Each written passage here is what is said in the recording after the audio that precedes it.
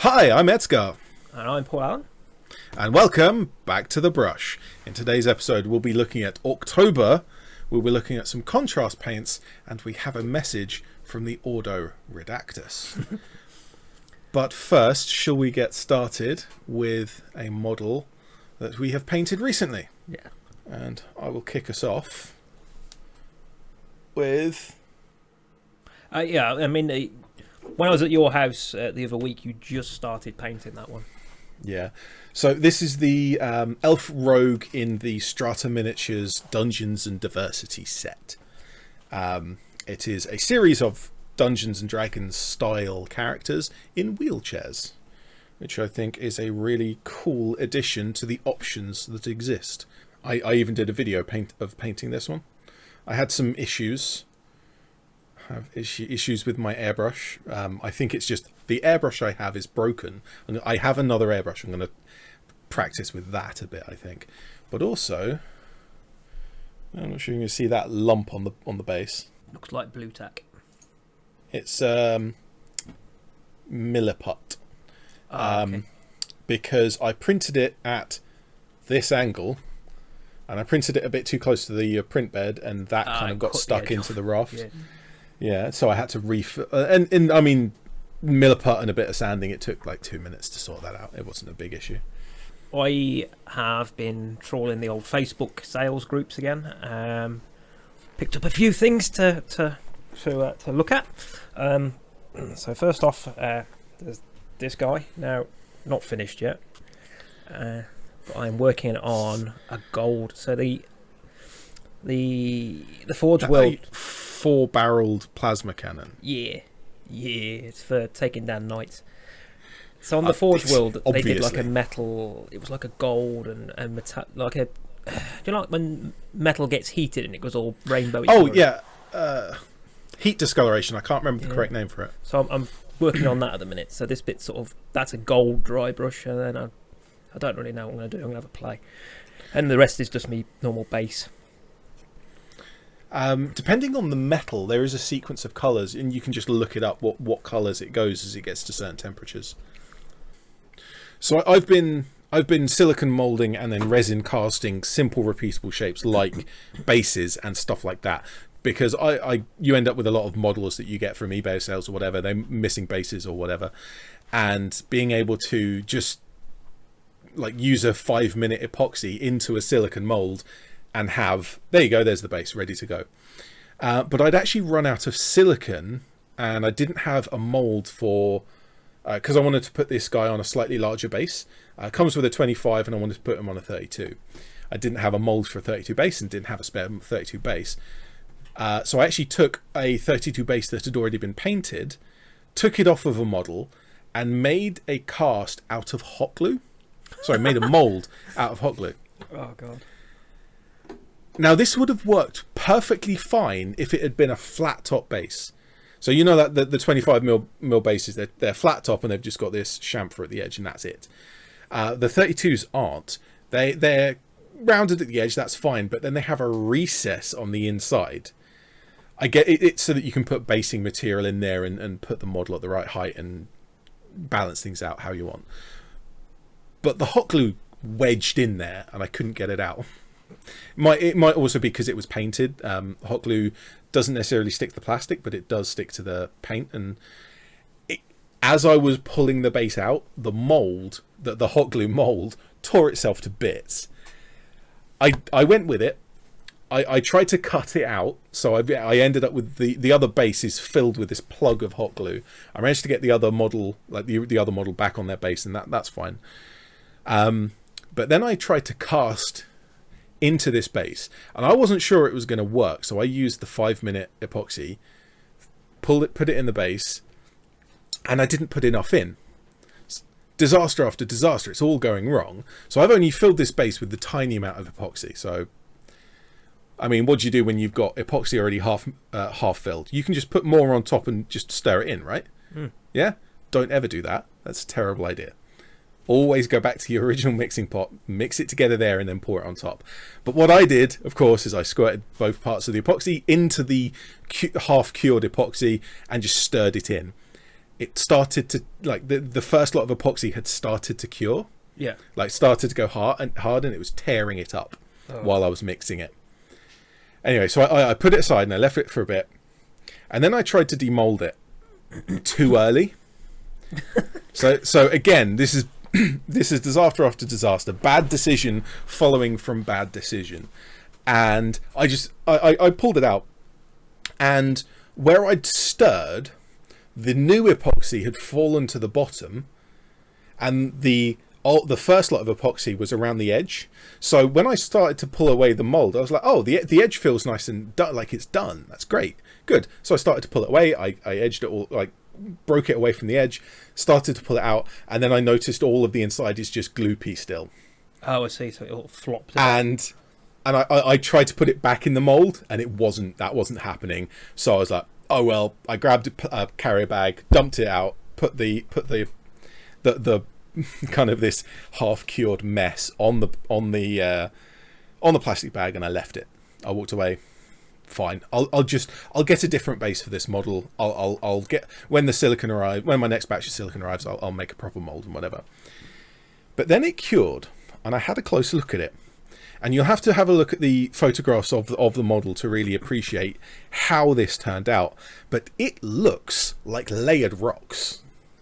Like, where it tore and where it pulled out of the mold badly, kind of parts of it cured and parts of it not, it's layered and it looks like rocks. So I just painted it grey, dry brushed it, and stuck a few flowers on it. Happy accident. And it looks really nice. It is.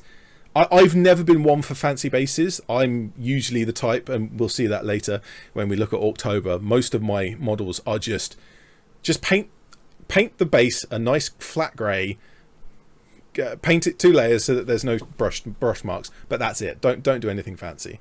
But this actually looks really nice. And it kind of complements his pose, this kind of stoic waiting for battle. Yeah. My bases are all inconsistent as well, which just I like.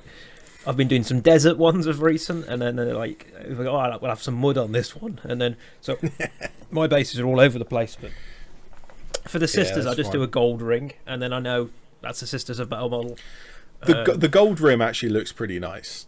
Yeah, I'm just looking. I think I've only got one partially painted in front of me, which is I put some little cactuses on a desert. Ooh, there, not finished yet, but okay. So as obviously me and Ed are returning back to the brush as such, contrast paint was never a thing really when we originally started doing these kind of things.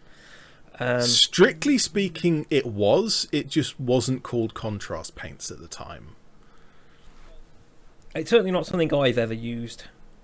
And looking at the videos, I always think, oh, it feels a bit cheaty. And so I decided to pick a couple up to play with. So I've got 3 of the Citadel ones here. So the black one, which is a Black Templar.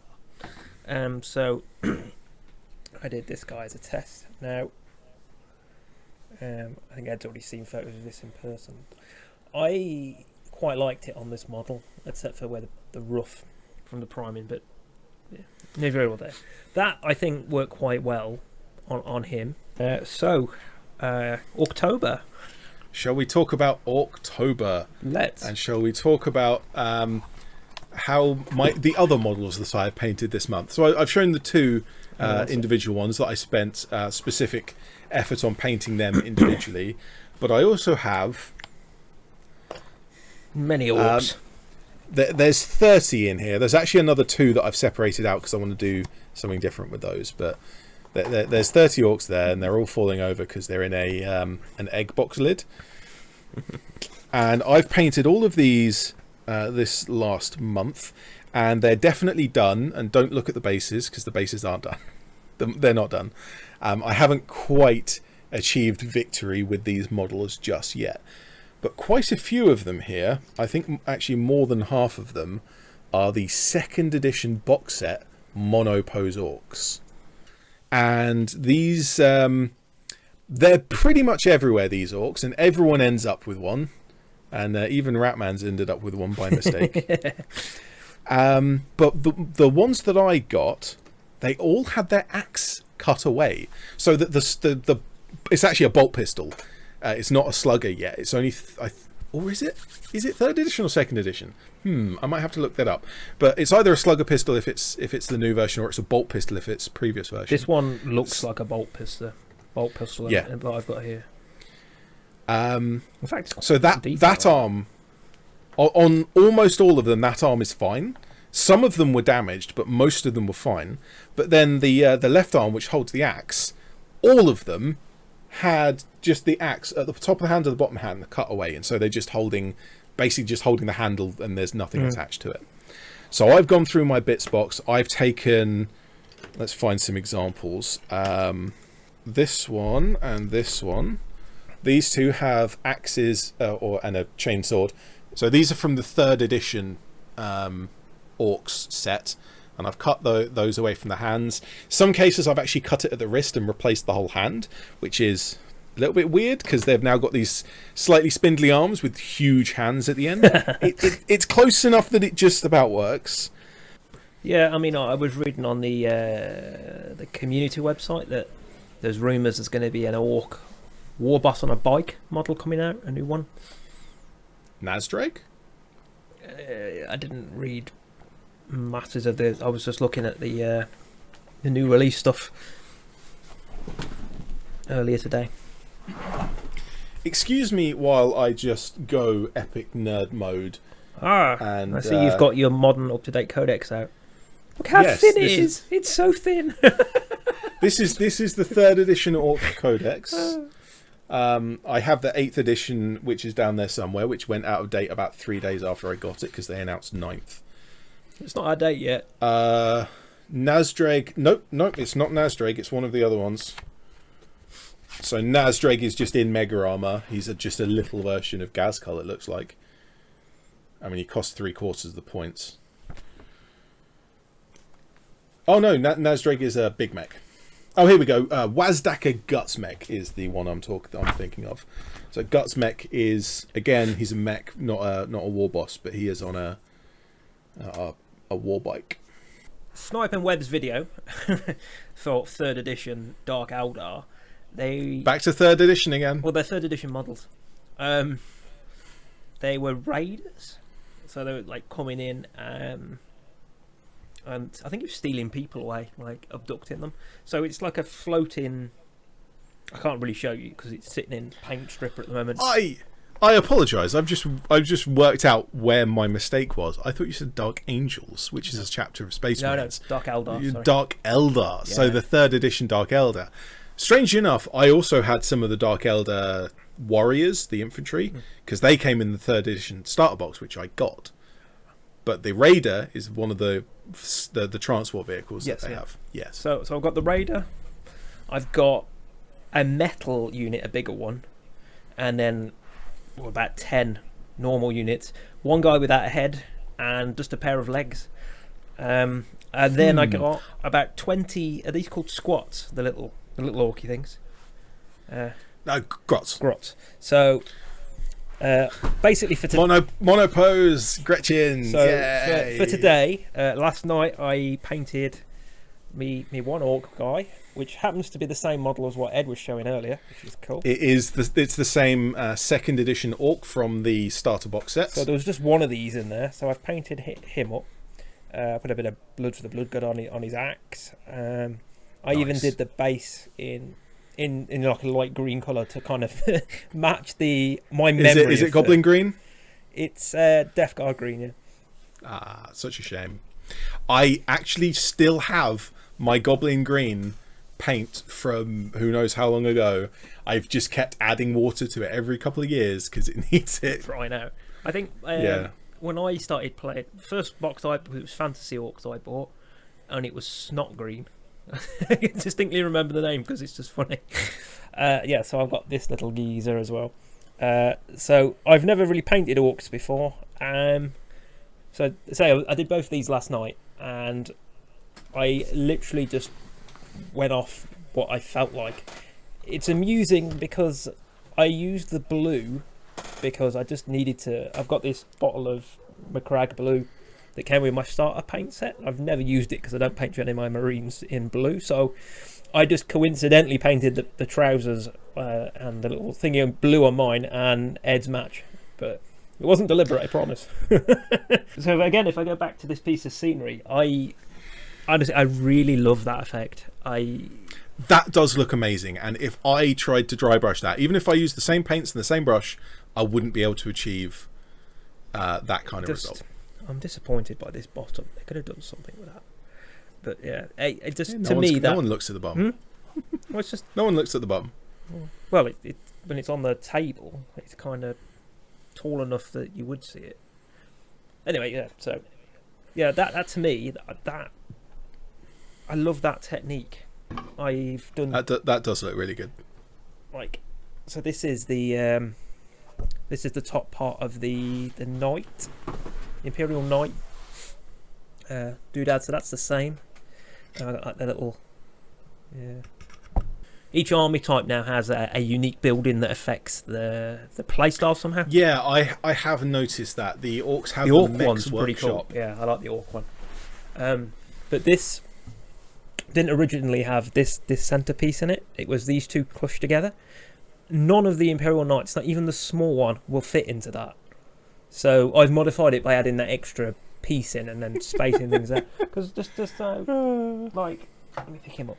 So what is it, a refueling station? Yeah, so he's supposed to sit in in that gap, and then that little welder arm thing there is obviously supposed to be doing repairs or reloading and stuff. I do like the servo skulls. I have an Inquisitor scale servo skull. I have a from the Sisters of Battle Retributor squad. I cut up one of the cherubim to make the ammo carriers to make a servo skull. So did they? I see. Yeah. I also have. Yeah, Scully boy. I mean, it is Spooktober. the holes in the back of the eye socket look really funny on camera. It looks like he's got two little beady eyes. It's covered in dust, but yeah. When I first got this, I was always thinking like I'm gonna make a servo skull from this, and I've never done anything with it. And I've seen people use like foam skulls and attach them to quadcopters to make like floating servo skulls, which is kind of cool. Thank you very much for watching. What was that? I have bought a new fire alarm. I promise you, it is in the post. It's not here yet. Right. Thanks everyone for watching. If you're watching this on my channel, you've just watched an abridged, shortened version. The full length or my channel episode will be on our main Back to the Brush channel. So there'll be a short version on my channel. There'll be an abridged short version on Ed's as well. So if you're watching it on either of those, head on over to our main one if you want to see the full episode. So thank you very much for watching. I've been Edgar. I'm Paul. And you've been listening to Back to the Brush. For any of the higher resolution pictures, please check the Instagram link in the description. And for everything else, leave the comments in the comments section below. And we will see you next month. Bye. Bye-bye.